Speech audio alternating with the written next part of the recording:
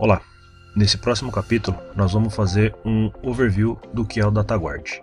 Então você vai ver o DataGuard em linhas gerais, como ele funciona, uma visão bem macro, porque a partir dessa foto gigante que você tiver agora, nos próximos capítulos nós vamos entrando detalhe a detalhe, item por item, para que a gente passe a conhecer como que o DataGuard funciona e como que nós vamos fazer a implementação. Então, nesse capítulo, o que a gente vai falar? A arquitetura do DataGuard. Vamos entender como que ele funciona, né? Como que a arquitetura do banco provê para a gente um ambiente com DataGuard. Vamos conhecer também os três tipos de DataGuard que existe. A gente tem o DataGuard físico, o DataGuard lógico e o Snapshot Standby Database. Nós vamos ver em detalhes esses caras também. E os benefícios que eu tenho de trabalhar em um ambiente onde eu use o Oracle DataGuard. Bem, aqui a gente tem uma arquitetura macro de como esse ambiente funciona. Olhando aqui, eu tenho meu banco de dados, que seria o banco de dados de produção, e do outro lado, o banco de dados, que seria o banco de dados standby. Como funciona isso? O banco de dados de produção vai trabalhando, as aplicações estão conectadas aqui fazendo o seu trabalho. Um banco de dados normal, todos nós sabemos que ele tem o processo do log writer, ou seja, é o cara que vai pegando tudo aquilo que está escrito no buffer de redlog e escrevendo nos arquivos de redlog, certo? Agora, ele vai fazer a mesma função, ele vai continuar escrevendo aqui. Só que além de escrever nos seus arquivos de redlog local, ele vai mandar para o seu banco de dados standby o mesmo conteúdo que ele escreveu localmente, ele manda para o seu Oracle DataGuard do outro lado.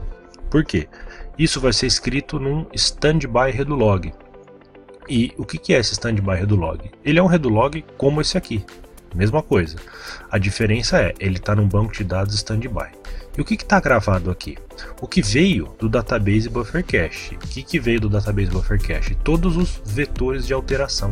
Ou seja, todo comando que produziu qualquer tipo de alteração, né? Naturalmente, isso vem para o arquivo de redlog e depois o processo de ARC transforma ele no archive. Que você vai precisar disso para quê? Para fazer uma recuperação do banco de dados, caso seja preciso, né? O DataGuard ele vai funcionar no mesmo esquema.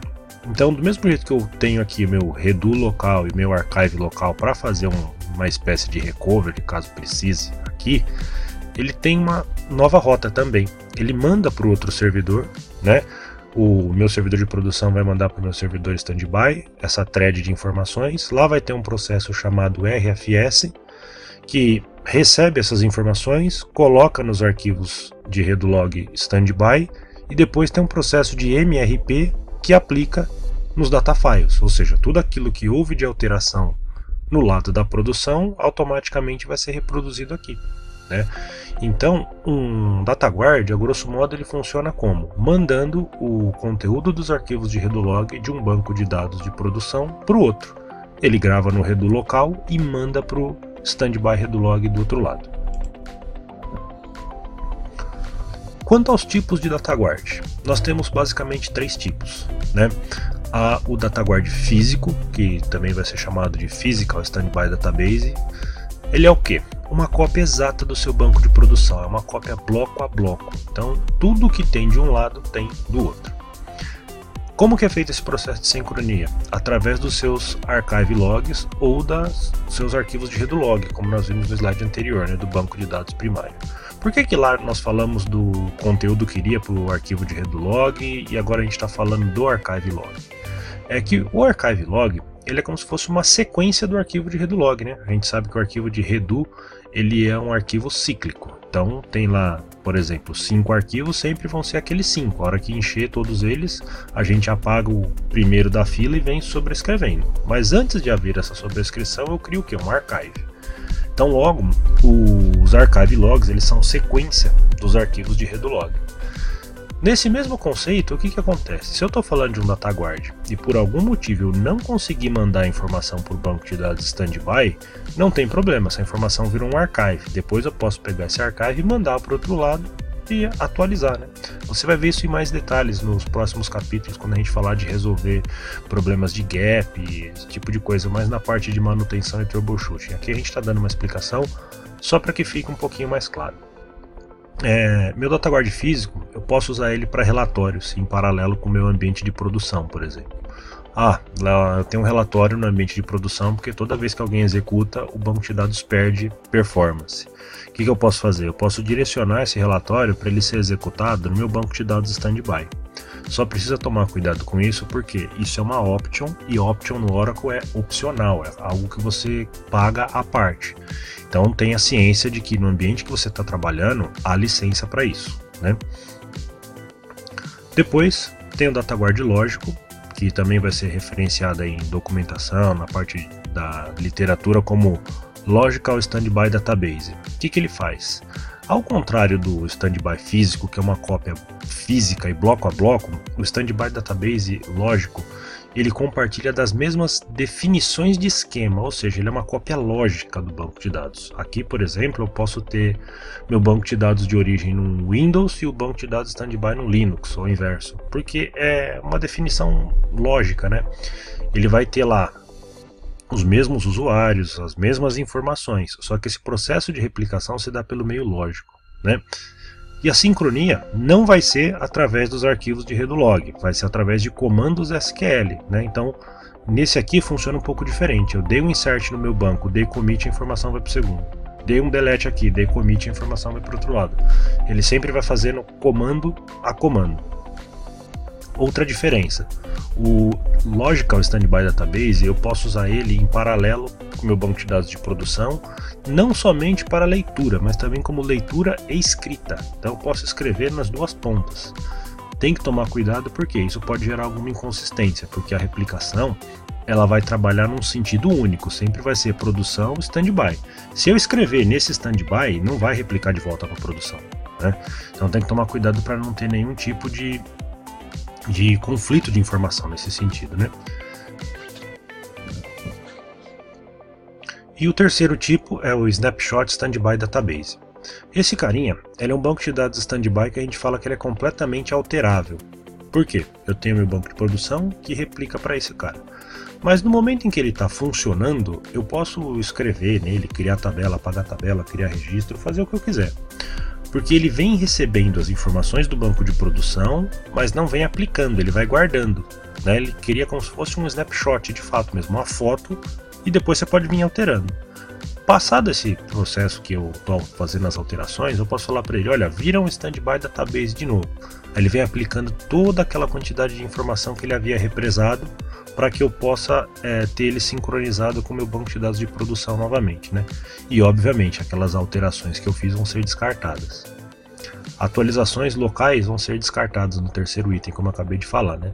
Então, para ficar mais claro, o que eu posso fazer? Olha, às 8 da manhã eu repliquei meu banco de produção para o meu banco de dados Snapshot.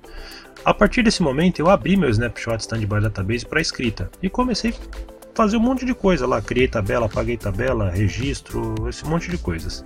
E mesmo fazendo tudo isso, ele não parou de receber as informações vindas do banco de produção, só que ele continuou recebendo e armazenando, não aplicando, foi deixando ali num cantinho, vamos imaginar assim.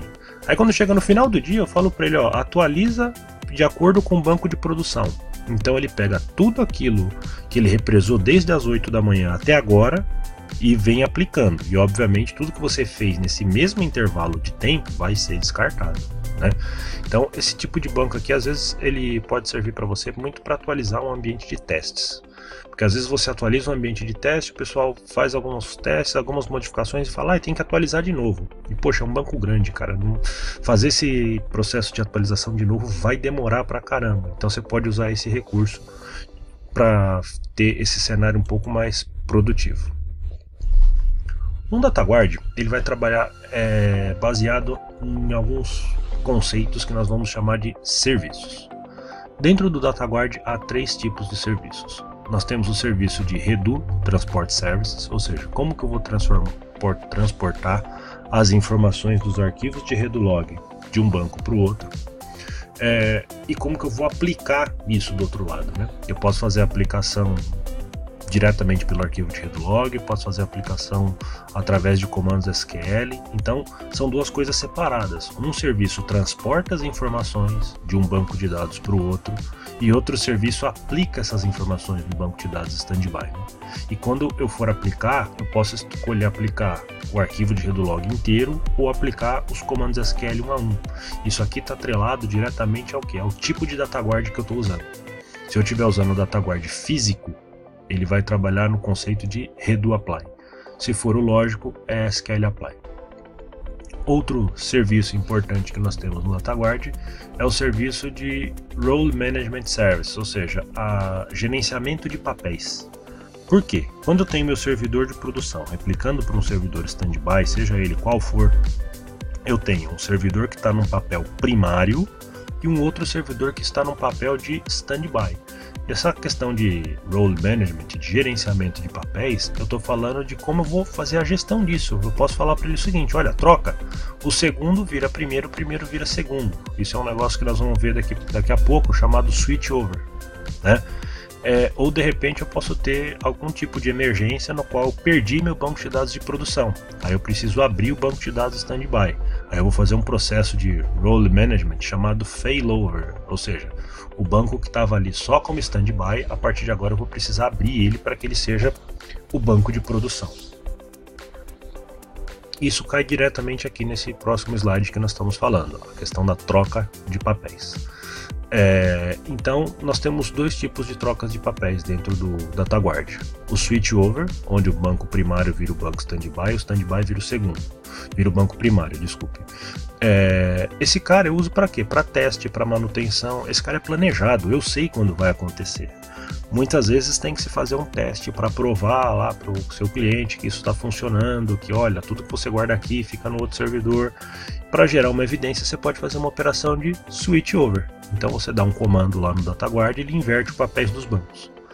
E ele tanto inverte para fazer o primeiro virar o segundo e o segundo virar primeiro, como ele também faz essa troca inversa, né? Para o primeiro voltar a ser primeiro e o segundo voltar a ser segundo.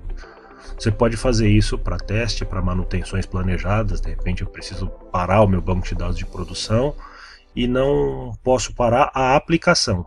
Então o que eu posso fazer? Faço um switch over, a aplicação passa a trabalhar no outro banco de dados, eu faço o que eu preciso fazer no meu banco de produção e depois eu inverto isso aí novamente. Aí fica tudo como era antes. O failover, esse cara já é algo não planejado, né? O failover vai acontecer quando? No caso de desastre, no caso de emergências, algo que eu não consigo prever, né? Então de repente eu tive uma pane no meu data center primário, parou de funcionar tudo. O que tem que fazer? Vai ter que abrir os bancos que estão no data center standby. Então, consequentemente, eu vou abrir meu standby database, né? Esse é um processo de failover, algo que não foi planejado, a gente não sabia quando isso ia acontecer. E quando eu falo de failover, ele pode ser executado de maneira manual, o DBA vai lá e dá o comando para que esse failover seja executado, como ele também pode ser executado de maneira automática, com um negócio chamado Fast Start Failover. Vai ter um capítulo só para isso e a gente vai discutir isso em detalhe, ou seja, quando automaticamente o processo do DataGuard detecta que o banco de dados primário parou de funcionar por alguma razão, ele sozinho abre o banco de dados standby para que ele seja o banco de dados primário. Esse processo do Fast Start Failover, ele acontece através de um framework de trabalho que nós temos chamado DataGuard Broker, né? Esse cara você não precisa fazer nenhuma instalação adicional não, uma vez que seu DataGuard está configurado, está funcionando, são só alguns parâmetros que você mexe e ele passa a estar habilitado. A grosso modo, o que vai ser o DataGuard Broker? É um processo a mais que vai ter tanto no banco de produção, tanto quanto no banco standby. É um processo chamado daemon, né? Que ele vai fazer o que? Ele é o DataGuard Monitor. Ele monitora o DataGuard dos dois lados. É um processo adicional. Assim como você vai ter lá o PMON, o SMON, vai ter o daemon, né? E eu consigo interagir com esse processo aqui através de uma ferramenta de linha de comando, o DGM-GRL, ou então através do meu Oracle Enterprise Manager, desde que seja o Grid Control ou o Cloud Control, né? Hoje em dia é mais comum o Cloud Control, porque o Grid já é da versão 11, é mais antigo, mas pode ser que você encontre, mas tanto um quanto o outro ele interage diretamente com o DataGuard Broker.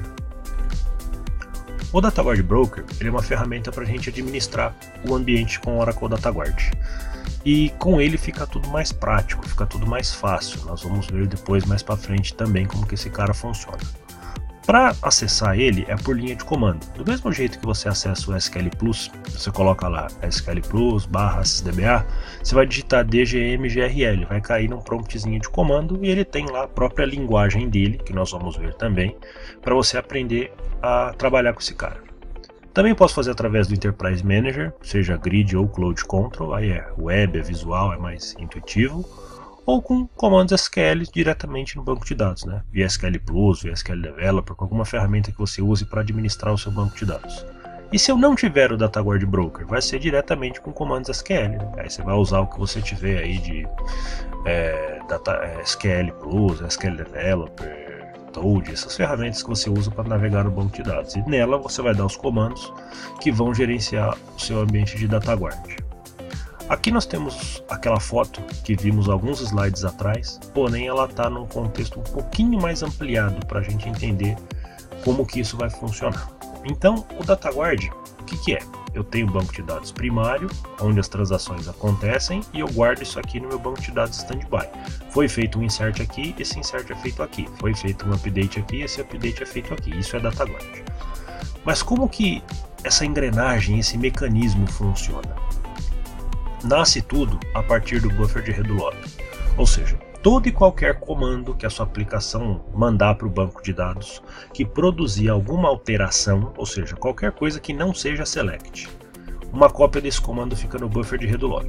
O buffer de redo log ele é memória, né? Então de tempos em tempos ele precisa fazer um flush para o disco porque está na memória. Se você desligar o banco de dados, tiver alguma pane parar de repente que está na memória, perde-se, né? Quem faz isso? O processo de logwriter. Então a todo momento ele faz o que? Ele tira a informação que está aqui no buffer de redo log e joga para os arquivos de redo log.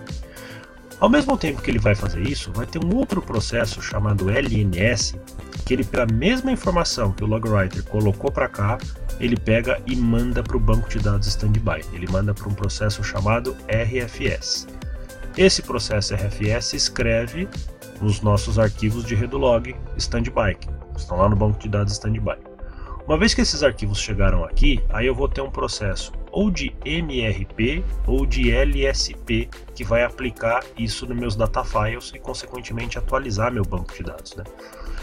Quando vai ser MRP? Quando eu estiver trabalhando com DataGuard físico. Quando que vai ser LSP? Quando eu estiver trabalhando com DataGuard lógico, tá? E aí ele vai fazendo a atualização.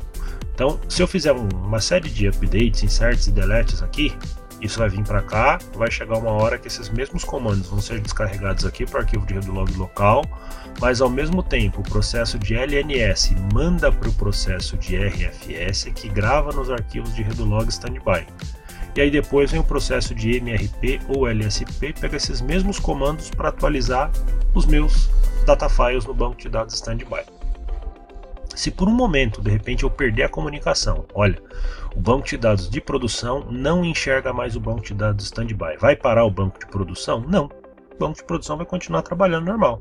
Ah, não, mas ele não está enviando informação para cá. Não tem problema. Porque o que está aqui, que é arquivo de redo log, vai virar o quê? Vai virar archive log com o passar do tempo. Quando a comunicação voltar, a gente tem um processo de gap resolution, que é o quê? Esse próprio RFS aqui, ele sabe, ele fala, olha, aqui eu parei na sequência número 10, e agora eu vejo que o banco de dados de produção já está na sequência número 20, ou seja, eu estou atrasado, eu preciso de pegar esses arquivos faltantes. Ele vem aqui e pega esses caras dos archive logs, traz para cá e faz o mesmo processo, sai aplicando e sai atualizando, né? Essa é a função do processo de gap resolution que a gente fala. E também eu tenho meus archives redo logs locais, que servem para isso e para fazer restore e recover aqui. E também tem meus archive redo logs do meu banco de dados standby, que é a mesma coisa. Eles servem para quê? Para que eu use aqui no caso de fazer algum tipo de restauração, recuperação, o que no caso não precisa, né? Como eu estou falando em processo de replicação, você não vai ter alteração aqui, né? Se por acaso tiver algum tipo de problema, você perder algo aqui, é mais fácil mandar ressincronizar direto da produção. DataGuard físico, como que ele vai funcionar? Então é uma foto agora um pouco mais distante, vamos colocar assim, da arquitetura dos serviços. É mais para a gente entender o conceito. Olha, tem o meu banco de dados primário aqui, e aqui tem as aplicações. Elas estão lendo e escrevendo. À medida que elas vão lendo e escrevendo, vai gerando arquivos de Redulog. Esses arquivos de Redu são transportados para o meu banco de dados standby num primeiro momento e são aplicados num segundo momento. Consequentemente, a informação que eu tinha aqui também tem aqui. Aí o que eu posso fazer? Abrir esse banco aqui só para leitura, mas toma cuidado com isso, que você abrir esse banco para leitura significa você estar usando uma option do Oracle, isso é cobrado à parte, então tenha ciência de que a empresa que você está trabalhando tem licença para isso. No DataGuard lógico, como vai funcionar?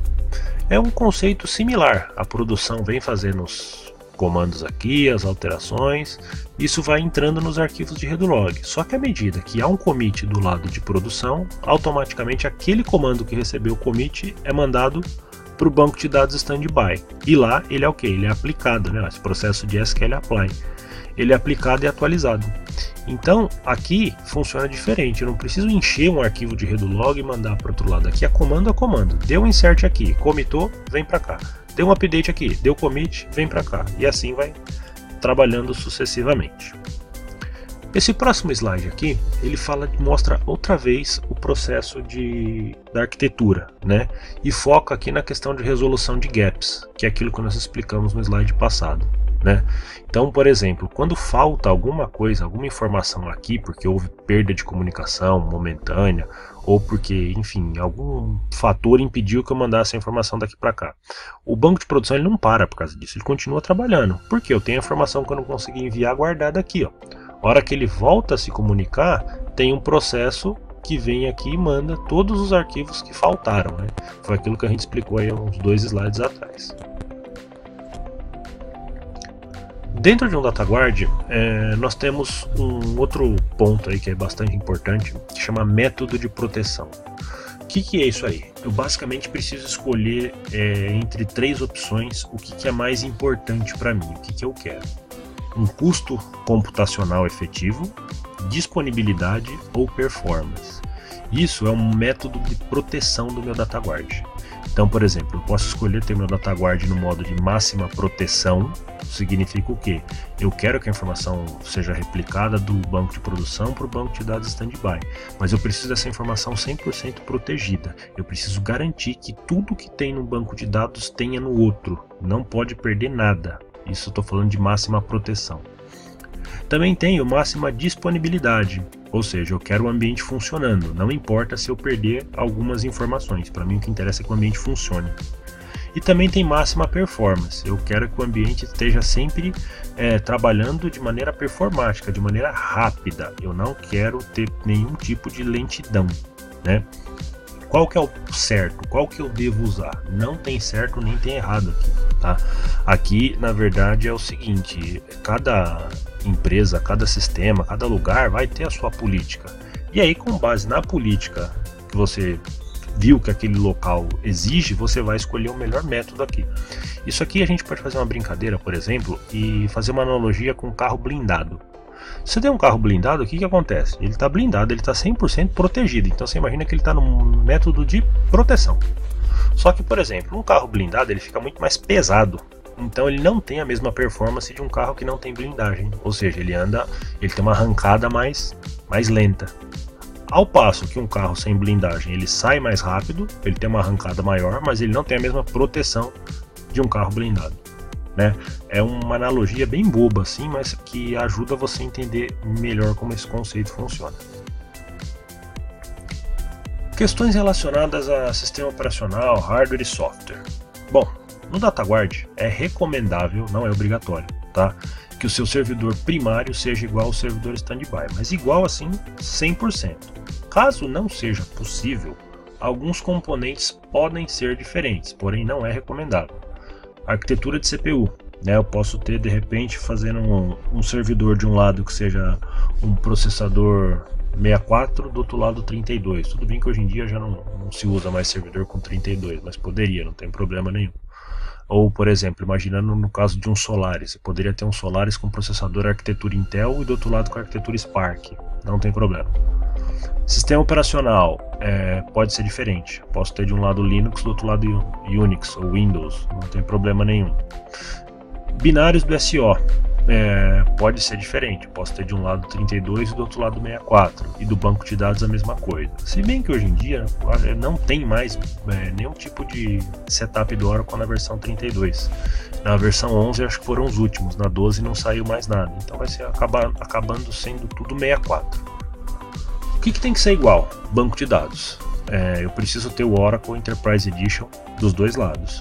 E tem que estar exatamente na mesma versão, no mesmo release. Ou seja, se você der select na $$ version de um lado, o mesmo resultado deve sair num select na $$ version do outro. Não pode ser diferente. Outra coisa, se você tiver algum servidor que usar ASM ou OMF, o mesmo deve ser usado no outro servidor. Tem que ficar atento a isso. OMF é obrigatório, não vai ter nem como tentar não usar. Se você tiver de um lado, obrigatoriamente tem que usar do outro. Já SM dá, você pode fazer de um lado do file system e do outro lado da SM. Se você olhar na documentação da Oracle, ela vai falar que não dá para fazer, que não é permitido. Mas você pode fazer que vai funcionar. Eu já fiz, funciona e não tem nenhum tipo de contraindicação, vamos dizer assim. Benefícios do DataGuard.